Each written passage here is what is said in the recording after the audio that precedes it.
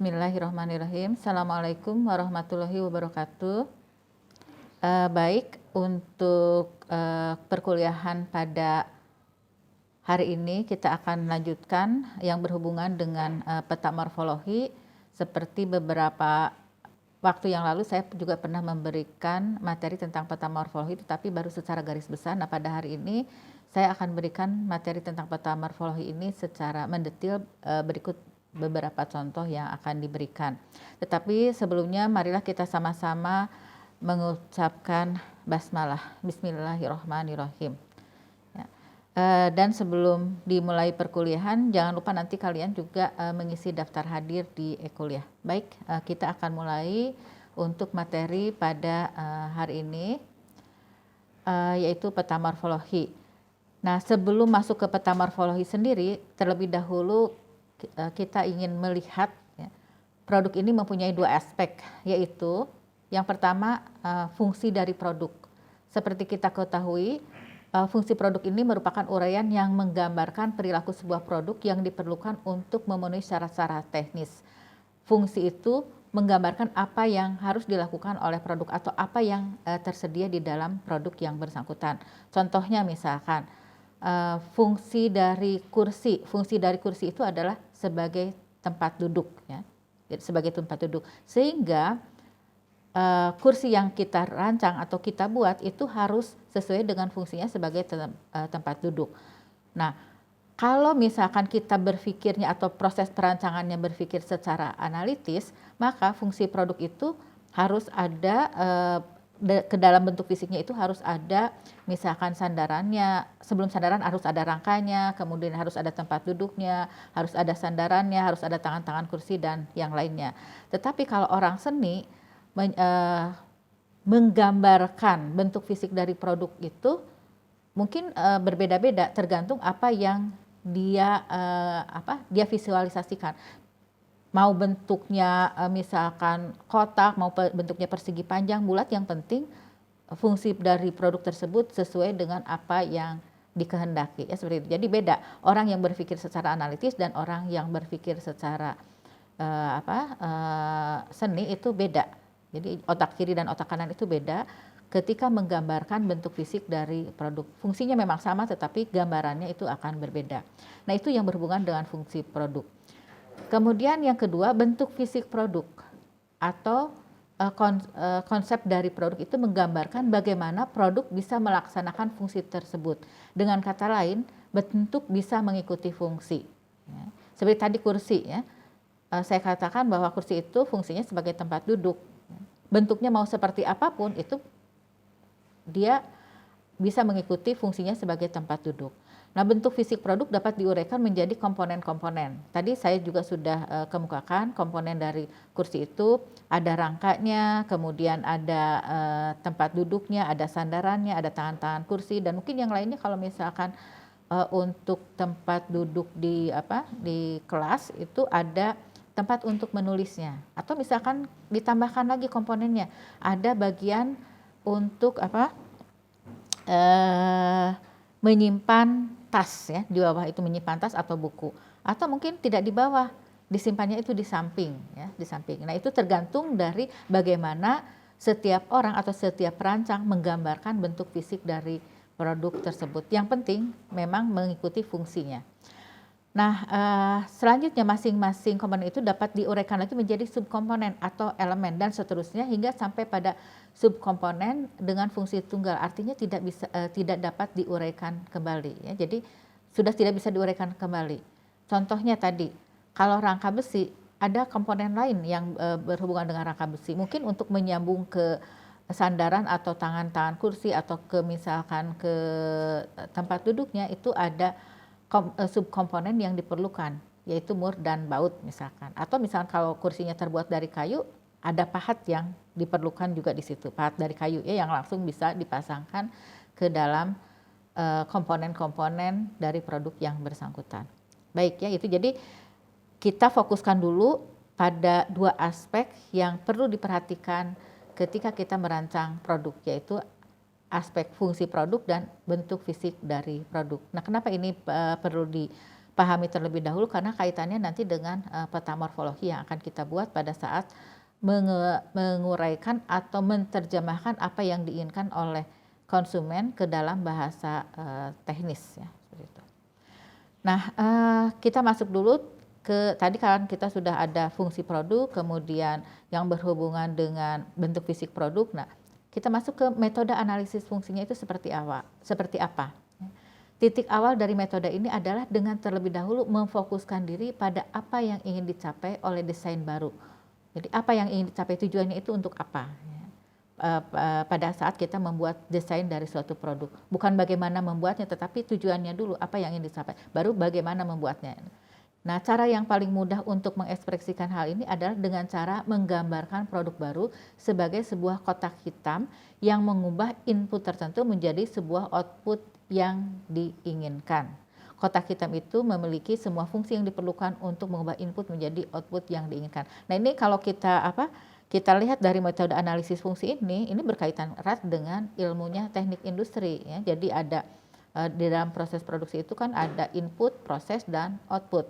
Nah, kotak hitam itu adalah merupakan proses ya, Nah, jadi apa tujuan dari proses perancangan produk yang kita inginkan, kemudian baru bagaimana membuatnya atau bagaimana proses yang dilakukan untuk membuat produk tersebut. Nah, ini saya berikan contoh ya, contohnya itu meja portable untuk menyimpan notebook atau laptop, buku dan yang lainnya. Nah, jadi di sini kita akan mencoba melihat misalkan ada fungsi keseluruhan, jadi fungsi utamanya itu seperti apa. Nah, meja portable ini diharapkan fungsinya itu bisa menahan beban perangkat-perangkat yang ada di atasnya. Seperti contohnya tadi yang saya kemukakan, ada notebook atau misalkan laptop, ada buku atau alat tulis yang lainnya. Seperti itu. Nah, dari fungsi utama ini kita akan bagi-bagi menjadi sub-fungsi. Ya, ada beberapa subfungsi. Kita mulai dengan subfungsi level pertama. Ya. Subfungsi level pertama itu karena di sini meja portable sudah barang tentu meja itu bisa dibawa kemana-mana ya, bisa dibawa kemana-mana. Nah, fungsi pertama ini bagaimana caranya kita pada saat awal itu mengambil mejanya, apa yang harus kita lakukan pada saat mengambil meja. Kemudian langkah yang berikutnya kan kita membuka kaki-kaki mejanya, ya. Karena meja tersebut kan perlu dibuka, ya, perlu dibuka agar bisa menjalankan fungsi sesuai dengan yang seharusnya. Kemudian setelah itu mengatur kemiringan meja. Jadi yang pertama mengambil meja dulu, kemudian membuka kaki-kaki meja, kemudian mengatur kemiringan meja. Jangan sampai nanti misalkan terlalu miring atau terlalu datar sehingga kita tidak bisa melakukan proses pekerjaan di atas meja tersebut, atau misalkan tadi beban-beban yang ada di atas atau peralatan-peralatan yang ada di atas meja tidak bisa disimpan karena terlalu miring ya. Jadi misalkan menyimpan laptopnya akan nanti turun ke bawah atau menggelosor ya, kalau bahasa ininya ya, turun ke bawah seperti itu. Nah, kemudian juga yang berikutnya adalah bagaimana menahan beban perangkat ya, atau peralatan-peralatan yang ada di atas meja tersebut. Jangan sampai misalkan kita merancang meja portable tetapi bahan bakunya tidak sesuai dengan yang seharusnya. Artinya kita harus perhitungkan dulu beban laptop itu berapa, kemudian berat laptop itu berapa, berat buku-buku itu berapa, alat tulis yang lainnya berapa. Oke lah, misalkan kita akan tentukan bahwa meja portable yang akan kita rancang harus bisa menahan beban maksimal 10 kg. Nah, kalau untuk meja yang bisa menahan beban 10 kg, meja portable yang bisa menahan beban 10 kg, itu bahan bakunya harus terbuat dari apa? Ya, harus terbuat dari apa? Jangan sampai misalkan nanti bahan bakunya terbuat dari triplek, baru juga 5 kg udah patah ya, seperti itu. Nah, jangan sampai terjadi seperti itu. Jadi ada bahan baku atau material tertentu yang memang bisa menahan beban sampai 10 kg misalkan ya. Kemudian langkah yang berikutnya adalah bagaimana proses di dalam ketika kita membuka laci meja, karena nanti salah satu fungsi yang ada di dalam meja portable itu ada laci ya, ada laci untuk penyimpanan peralatan yang lainnya. Kemudian bagaimana kita mengambil atau menaruh peralatan-peralatan yang akan kita simpan di atas meja, kemudian bagaimana proses menutup laci, bagaimana melipat meja kembali dan bagaimana menyimpan meja. Nah, kok Ibu kok sepertinya ini bukan fungsi. Oke, ini seperti ini langkah-langkah ketika kita akan melakukan proses pekerjaan yang menggunakan meja portable. Tapi dari proses pekerjaan yang menggunakan meja portable tadi itu setidak-tidaknya kita akan tahu fungsi meja itu untuk apa saja yang harus dimiliki oleh meja tersebut. Ya, apa saja yang harus dimiliki oleh meja tersebut. Nah, itu adalah subfungsi level pertama, ya, level pertama. Nah, kemudian dari subfungsi level pertama ini kita akan turunkan lagi menjadi subfungsi level kedua. Untuk mengambil meja dan membuka kaki-kaki meja itu tidak ada uraiannya, ya, tidak ada uraiannya dalam artian tidak bisa kita uraikan lagi. Tetapi pada saat mengatur kemiringan meja itu hubungannya dengan fungsi meja, ya, hubungannya dengan komponen apa? Dengan engsel, ya, engsel dari meja tersebut, dengan batang penahannya. Jadi kan di dalam meja itu ada engsel, kemudian ada batang penahan. Kalau meja portable kan bisa dibuka, tutup, ya. Nah, dari fungsi tersebut kan ada engsel, kemudian ada batang penahan bertakik, kemudian ada kawat penahannya, ada rumah kawat atau bracketnya, ya, seperti itu. Jadi itu yang berhubungan dengan fungsi mengatur kemiringan meja. Jadi bagaimana kemiringan meja itu bisa disesuaikan. Berarti harus ada engselnya, harus ada batang penahan bertakik, harus ada kawat penahan, harus ada rumah kawat atau bracketnya. Kemudian fungsi yang berikutnya adalah untuk menahan beban perangkat yang ada di atasnya. Nah, subfungsi untuk level kedua itu apa? Mejanya itu harus fleksibel, apakah mejanya itu harus tetap, kemudian kerangkanya seperti apa, kaki-kaki mejanya juga seperti apa. Jadi harus ada 4 turunan dari fungsi untuk menahan beban perangkat lagi. Mungkin ada pertanyaan lain, Bu, bisa nggak lebih dari 4 atau bisa tidak kurang dari 4? Bisa. Ya. Itu sesuai bukan sesuai, ya. Sesuai dengan persepsi si perancang terhadap fungsi meja tersebut. Perancang yang satu dengan perancang yang lainnya itu akan mempunyai persepsi yang berbeda terhadap fungsi dari meja portable, ya, seperti itu. Nah, mungkin di perancang di sini itu menggambarkan bahwa fungsi untuk level kedua, subfungsi untuk level kedua itu mempunyai 4 komponen, ya, mempunyai 4 komponen untuk masing-masing fungsi yang ada di level pertama. Nah, untuk membuka laci meja itu tidak ada uraiannya karena membuka kan kita yang bekerja, ya. Jadi bukan perangkat dari meja itu yang bekerja. Kemudian ketika mengambil dan menaruh peralatan di dalam laci meja, berarti kan harus ada penahan laci. Kita bayangkan kalau laci meja itu di bawahnya tidak ada penahan. Baru juga kita tarik, laci meja itu sudah jatuh ke bawah. Nah, berarti di bawah laci meja itu harus ada penahan laci sehingga kita bisa geser-geser, ya, ditarik dan didorong masuk ke dalamnya seperti itu. Nah, itu ya untuk penahan laci meja. Kemudian Bu, untuk penahan laci itu juga misalkan harus ada tarikannya, ya, agar memudahkan untuk untuk menarik, ya. Atau misalkan bukan di fungsi menaruh peralatan tetapi di fungsi membuka laci. Pada saat membuka laci itu harus ada penariknya agar gampang membuka laci, ya, seperti itu. Nah, untuk menutup laci, melipat meja dan menyimpan meja itu tidak ada turunannya. Oke. Nah, kemudian ini sudah masuk kita pada komponen yang sudah tidak bisa kita uraikan lagi, ya. Jadi untuk meja portable ini hanya sampai ke level 2. Atau misalkan bisa saja kalian uraikan misalkan sampai ke level-level berikutnya yang betul-betul tidak bisa diuraikan lagi. Tetapi untuk contoh ini sampai ke level 2 saja. Nah, keterangannya di sini, engselnya itu terbuat dari apa agar sesuai dengan fungsinya, ya. Fungsinya itu untuk apa, ya?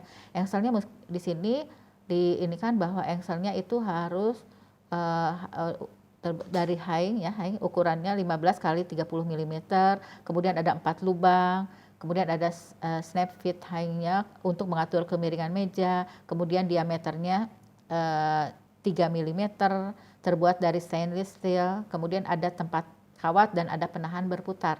Nah, uraian-uraian yang barusan ada di keterangan itu berkaitan dengan 4 subfungsi di level 2 atau 4 komponen yang ada di level 2. Jadi bahan bakunya itu harus terbuat dari apa, itu sudah diuraikan secara lebih jelas. Jadi proses perancangan itu tidak hanya misalkan, oh yang diinginkan konsumen itu meja portable yang bisa menahan beban perangkat yang terdiri dari notebook, buku dan yang lainnya. Oke, sudah seperti itu. Kita bikin aja sesuai dengan ukuran dari laptop dan buku-buku. Tetapi kita tidak pikirkan bebannya seperti apa, kemudian bahan bakunya terbuat dari apa, ukuran dari masing-masing komponen itu seperti apa, apakah sesuai nggak dengan fungsinya untuk misalkan mengatur kemiringan meja dan yang lainnya, ya seperti itu. Nah, kita harus pikirkan sampai detail. Ini subfungsi level 2 ini sudah masuk ke bahasa teknis ya dari produsen nantinya, karena untuk memudahkan ketika kita menyerahkan hasil rancangan kepada pihak kepada bagian pabrikasi, itu memudahkan mereka untuk melakukan proses produksi ya, seperti itu, karena sudah jelas bahan baku yang diperlukannya itu seperti apa ya, seperti itu. Nah, yang berikutnya ini yang berhubungan dengan kerangka ya. Kerangkanya itu harus menyatu dengan meja ya, dan sifatnya tetap. Kemudian bisa diatur ketinggiannya ya, bisa diatur ketinggiannya. Untuk laci terdiri dari satu kompartemen dan mampu membuat CD ya. Kemudian untuk penahan laci itu ada steel plate dengan tebal 0,6 mm, kemudian ada pocket structure for plastik yang terbuat dari plastik ya. Jadi ada bagian dari penahan laci itu yang terbuat dari plastik untuk bagian-bagian tertentu. Kalau kita lihat di bagian bawah laci itu biasanya ada plate yang terbuat dari steel ya, stainless steel.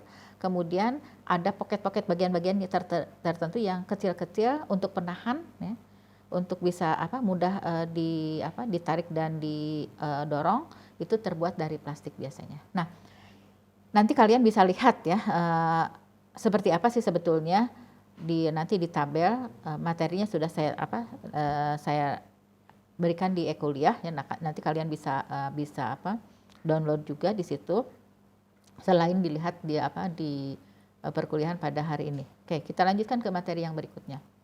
Nah, sekarang kita masuk ke peta morfologi. Jadi peta morfologi itu mulai dari analisis fungsi sebetulnya ya, mulai dari analisis fungsi. Nah, peta morfologi merupakan sebuah metode yang memanfaatkan fenomena dan membantu desainer atau perancang produk untuk mengidentifikasi kombinasi-kombinasi dari elemen-elemen atau komponen-komponen. Tujuan utama dari metode ini adalah untuk memperluas pencarian solusi baru. Kata morfologi berarti belajar bentuk, sehingga morfologi analisis merupakan suatu usaha yang sistematis untuk menganalisis bentuk dari suatu produk atau mesin yang mungkin kita pelajari, atau tidak hanya mesin, untuk hal yang lainnya juga bisa kita pelajari bentuknya seperti apa ya, seperti itu. Nah, jadi kalau misalkan kita lihat peta morfologi itu sebetulnya menguraikan permasalahan ke dalam sub-sub masalah, kemudian mencari alternatif solusi ya, hampir sama dengan analisis fungsi yang tadi ya. Hampir sama dengan analisis fungsi yang tadi. Kalau analisis fungsi itu lebih ke fungsinya, tetapi peta morfologi ini selain ke fungsinya juga ke cara kerjanya seperti apa, prosesnya itu seperti apa sampai produk itu bisa dibuat ya, seperti itu. Nah, peta morfologi dapat membantu para perancang produk untuk mengidentifikasikan kombinasi-kombinasi baru dari elemen atau komponen produk ya. Nanti kita lihat kaitannya dengan dengan analisis fungsi itu seperti apa. Jadi kita kan sudah tahu elemen-elemen atau komponen-komponen produk yang diperlukannya itu harus terbuat dari apa saja. Nah, tujuan dari peta morfologi ini adalah untuk menentukan aspek-aspek yang harus dimasukkan ke dalam produk atau yang dapat dilakukan terhadap produk ya. Nanti saya akan berikan contoh yang masih berkaitan dengan meja portable untuk peta morfologi ini. Kemudian nanti bagaimana kita yang tidak berhubungan dengan produk, tetapi bagaimana kita membuat membentuk otot bicep. Kalian tahu otot bicep yang ada di tangan ya? Ini otot bicep itu agar misalkan kalau laki-laki itu kelihatan maco ya, seperti itu ya. Jadi bagaimana sih caranya membentuk otot bisep ya. Jadi peta morfologi ini tidak hanya misalkan untuk produk saja, untuk hal-hal lain yang sifatnya jasa ataupun proses pembentukan sesuatu itu bisa ya kita menggunakan peta morfologi. Nah, baik kita lanjutkan untuk yang berikutnya. Ini masih berhubungan dengan peta morfologi. Setelah fungsi diuraikan menjadi sub-sub fungsi, maka dengan metode morfologi bisa ditemukan alternatif-alternatif konsep produk. Jadi nanti akan muncul beberapa alternatif konsep produk. Metode morfologi menggunakan metode yang sistematik dan prosedur yang mudah diikuti. Nah, langkah-langkahnya diuraikan sebagai berikut. Ada 3 langkah utama ya. Untuk setiap subfungsi tunggal tak teruraikan, dicari solusi sebanyak-banyaknya. Jadi ada satu fungsi tunggal ya, yang tidak bisa diuraikan lagi. Kalau tadi kan bisa diuraikan menjadi sub-sub fungsi, kalau misalnya ini satu fungsi tunggal yang tidak bisa diuraikan lagi, itu dicarilah solusi sebanyak-banyaknya. Ya. Nah, kemudian solusi tersebut merupakan karena solusi tersebut merupakan sebuah mekanisme yang dapat menjalankan sub-sub fungsi tersebut. Ya. Nah, untuk langkah yang kedua, untuk menentukan alternatif konsep produk, maka dibentuklah kombinasi-kombinasi solusi. Setiap kombinasi terdiri dari suatu solusi yang tak teruraikan dari sub-sub fungsi. Nanti kita akan lihat misalkan alternatif solusi yang pertama itu mempunyai, atau submasalah yang pertama mempunyai 4 alternatif solusi. Submasalah yang kedua mempunyai 5 alternatif solusi. Submasalah yang ketiga mempunyai 3 alternatif solusi. Berarti ada 4, 5, 3. Totalnya berapa kombinasi solusi? Berarti 4 kali 5 kali 3. Ya, 20 kali 3, ada 120 alternatif solusi dari peta morfologi ini. Tetapi kita akan pilih alternatif solusi yang paling optimal. Kalau orang teknik industri selalu optimal ya. Yang paling optimal sesuai fungsi tujuan dan sesuai batasan. Batasannya siapa? Batasan, kalau tujuan yang diinginkan konsumen dan produsen, batasannya adalah batasan dari produsennya sendiri. Si pembuat pasti ada batasan-batasan tertentu. Dan selain itu juga batasannya adalah fungsi dari produk yang akan kita buat. Ya. Bukan batasan, tujuannya itu sesuai dari fungsi. Jadi kalau fungsi itu termasuk tujuannya, bukan batasan. Tujuannya itu adalah fungsi dari produk yang akan kita buat. Jadi sekali lagi, 120 alternatif solusi yang tadi saya sebutkan ya, mungkin untuk yang lain bisa beda ya. Yang tadi saya sebutkan itu kita akan pilih sesuai dengan tujuannya, sesuai dengan fungsi produk, batasannya, batasan produsen dan batasan konsumen ya, seperti itu. Nah, itu akan kita pilih. Kemudian nanti kalau misalkan sudah berhubungan dengan biaya ya pasti akan dipilih biaya. Misalkan dari 120 alternatif fungsi tadi, alternatif solusi tadi, kita pilih hanya 10 alternatif solusi yang paling memungkinkan. Ya. Nah, dari 10 alternatif solusi ini, yang optimal yang mana? Oh, ternyata yang optimalnya hanya 2 alternatif solusi. Kenapa dikatakan optimal? Karena menghasilkan biaya yang paling minimum atau keuntungan yang maksimum. Ya, seperti itu. Nah, kombinasi dari solusi digambar pada matriks morfologi sehingga secara visual alternatif produk langsung terlihat seperti pada contoh berikut. Oke, kita masuk ke contoh ya, contoh peta morfologi untuk produk meja ya. Tadi kan fungsinya apa? Yang pertama, mampu menumpu atau menahan beban yang ada di atasnya. Berarti ini berkaitan dengan apa? Dengan material, dengan bahan bakunya ya. Nah, di sini ini kan ada 3 alternatif solusi. Bahan bakunya terbuat dari multiplex, kayu solid, dan papan plastik. Ya. Saya mau nambah misalkan ada plat baja, silahkan. Tapi apakah jadi portable atau tidak? Kalau pakai baja, kalau misalkan materialnya dari baja, kebayang kita ngangkat-ngangkat ya, berat kan seperti itu ya. Jadi yang sesuai dari fungsi produk meja portable. Portable itu kan bisa diangkat kemana-mana ya, bisa dibawa-bawa kemana-mana ya, seperti itu. Kemudian yang berikutnya, fungsi yang berikutnya adalah menyangga. Nah, untuk menyangga ini di sini ada gambarnya, ada gambar untuk bagian penyangganya itu ya. Terbuat dari logam, logamnya itu bisa aluminium atau besi. Kemudian terbuat dari kayu solid, ya. Bentuknya ini ada bentuk tersendiri ya di alternatif kedua. Kemudian Kemudian ada kayu solid yang lebih sederhana dan ada yang terbuat dari plastik ya, penyangganya itu. Jadi di sini kalau untuk fungsi menyangga ada 4 alternatif solusi material yang bisa digunakan. Kemudian untuk fungsi yang lain memegang, karena meja portable itu kan dipegang ya, dipegang kalau misalkan kalian ke toko-toko buku atau ke Ace Hardware, kalian mungkin pernah lihat meja portable seperti itu. Jadi bisa ditutup, kemudian pada saat digunakan dibuka dan ada alat pegangannya ya situ. Nah untuk memegang ini alatnya itu alat pegangannya itu bisa dari kayu, bisa penahannya itu dari logam, bisa dari plastik. Ini ada 3 alternatif solusi.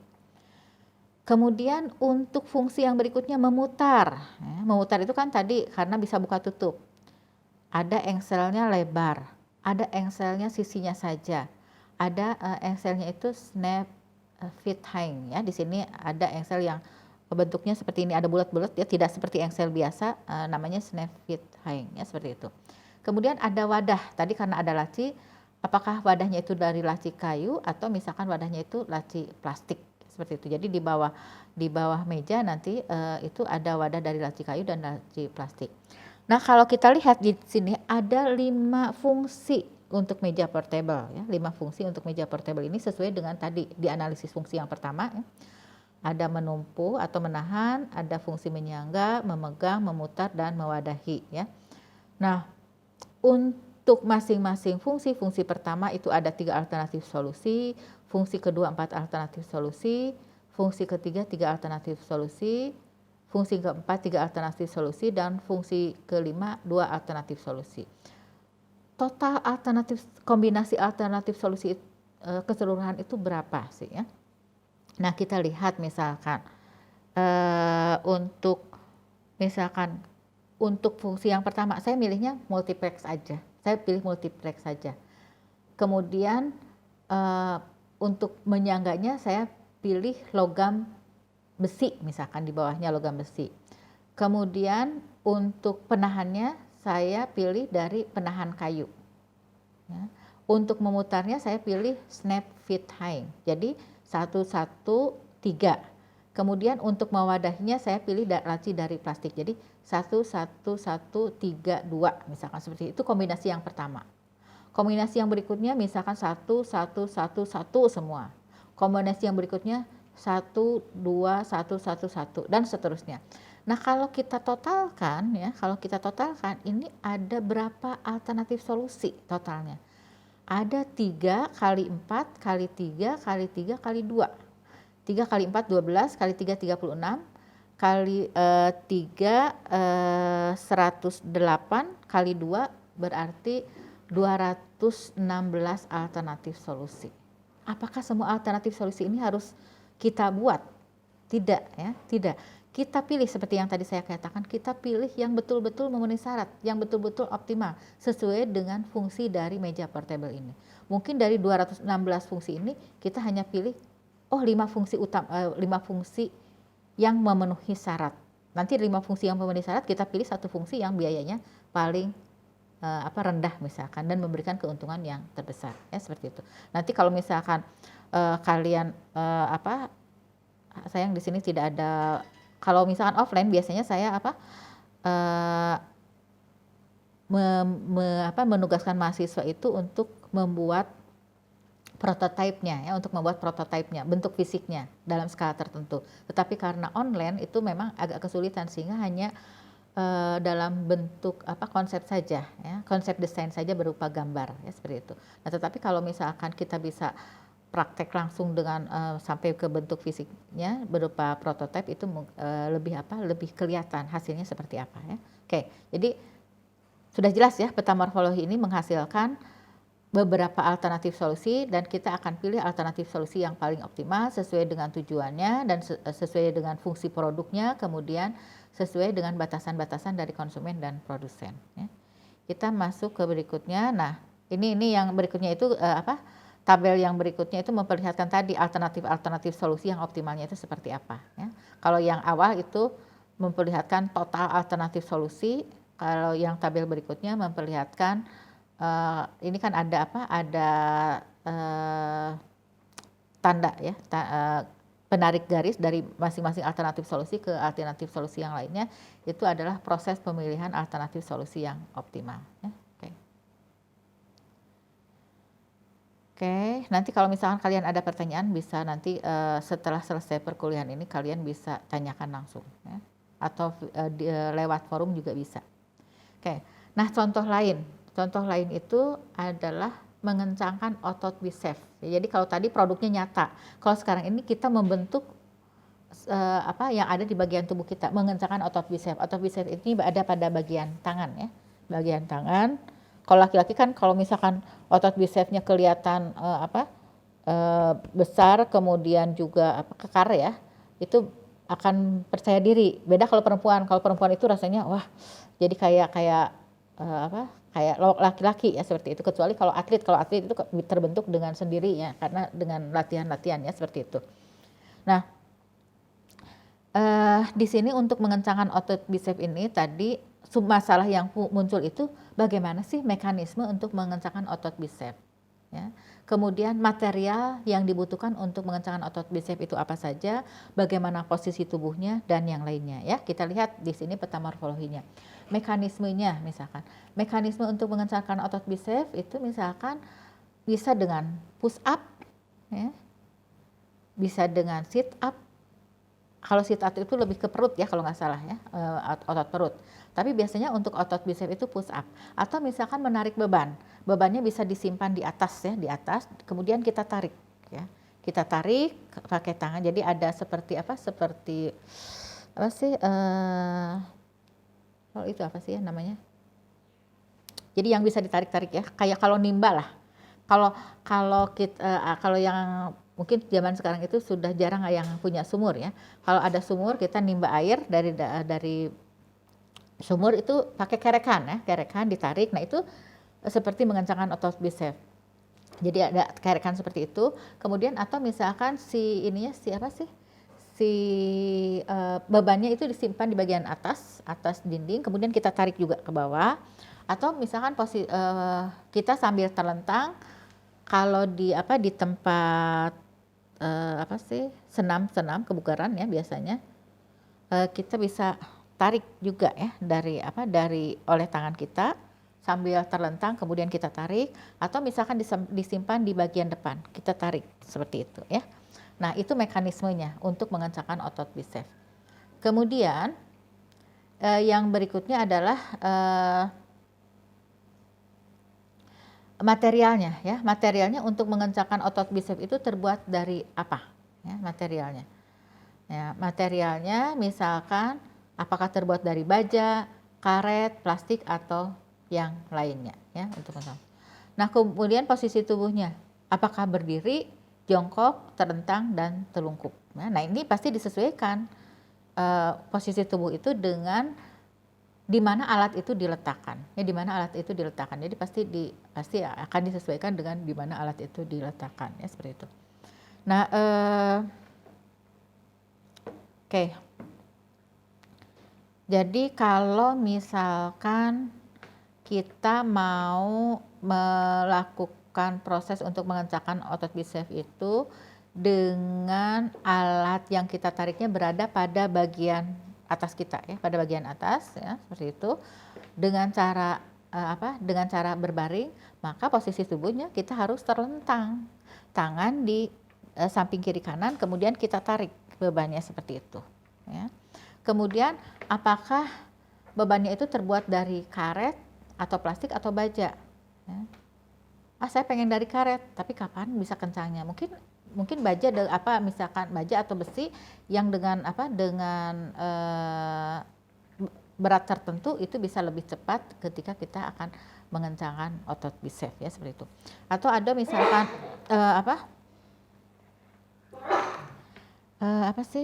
pakai barbel ya. Pakai barbel itu juga bisa ya.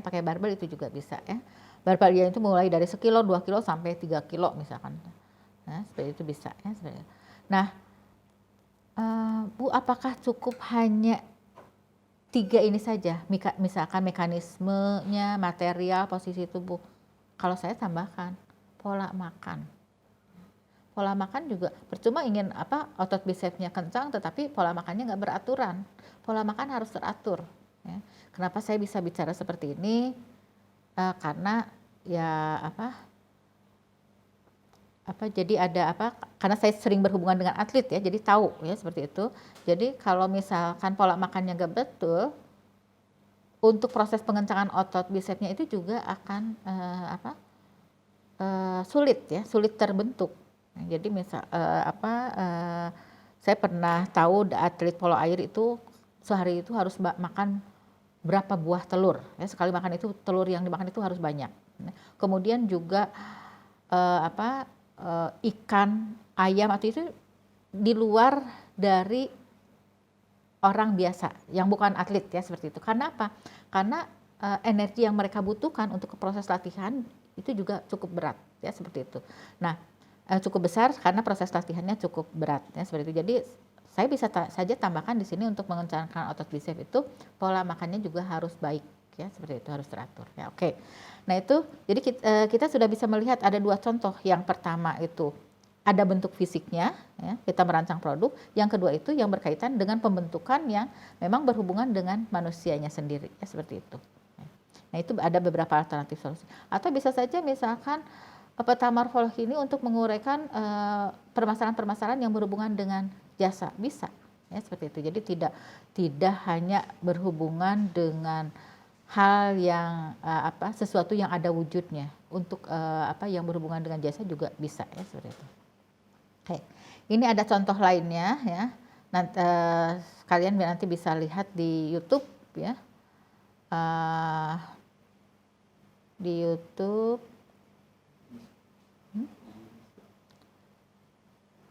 Di YouTube nanti bisa dilihat ya, waktunya itu kalau misalkan ini sekitar ini contoh peta morfologi. Apakah saya langsung sekarang ya, sebentar.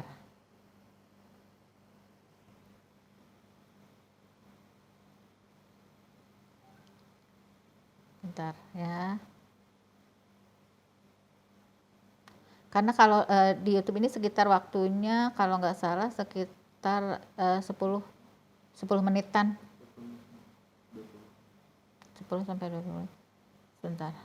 Ini kita bisa langsung melihatnya ya. Setelah itu kita langsung tugas. Oke.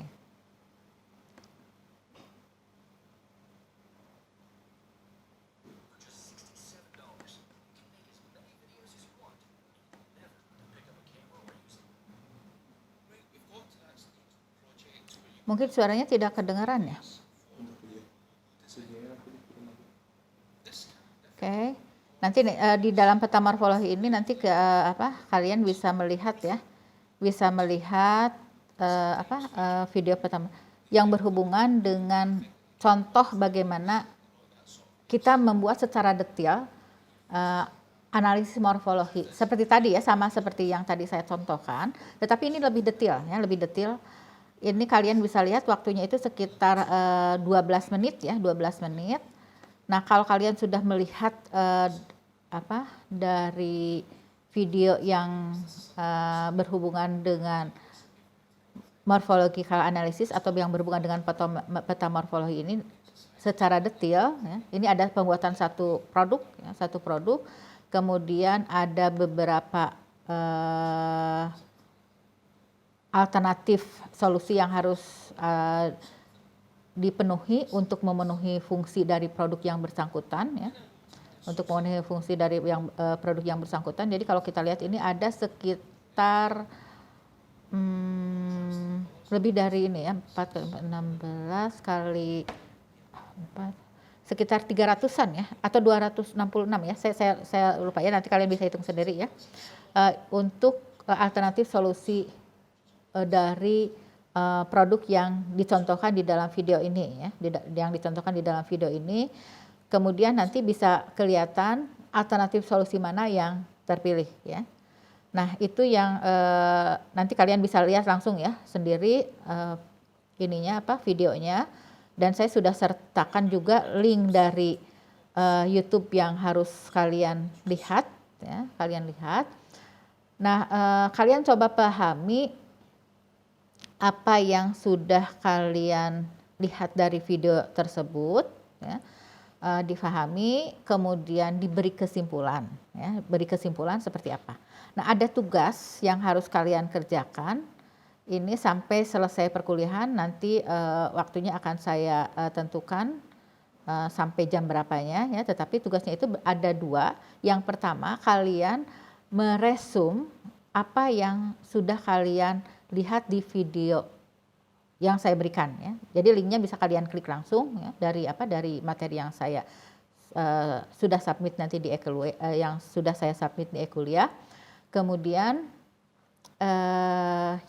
tugas yang kedua, coba kalian buat peta morfologi, ya, dari tugas besar atau tugas kelompok yang sudah kalian tentukan dari awal, ya. Buat peta morfologinya sesuai dengan langkah-langkah yang tadi sudah saya sampaikan, mulai dari analisis fungsi terlebih dahulu, ya.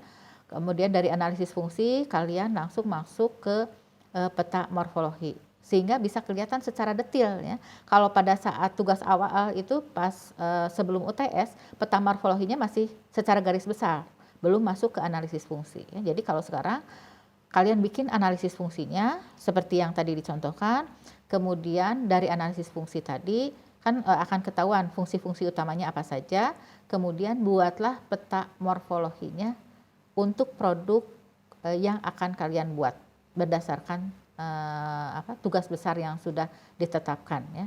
Ini tugasnya per kelompok, jadi bukan per orang, tugasnya per kelompok, ya. Untuk yang peta morfologi, kecuali untuk yang resume. Jadi ada dua tugas, ya. Sebentar. Jadi sebentar, ya. Ada dua tugas. Yang pertama, tugas individu, kalian membuat resume untuk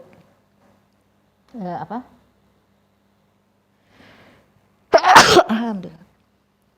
Kalian membuat resume untuk YouTube yang video yang sudah kalian tonton. Kemudian yang berikutnya tugas kelompok, ya, membuat peta morfologi. Dikumpulkan pada waktu yang sudah saya tentukan, ya. Untuk hari ini mungkin itu yang bisa saya sampaikan. Jadi kalau misalkan kalian ada pertanyaan, silahkan kemukakan, bisa di chat atau bisa di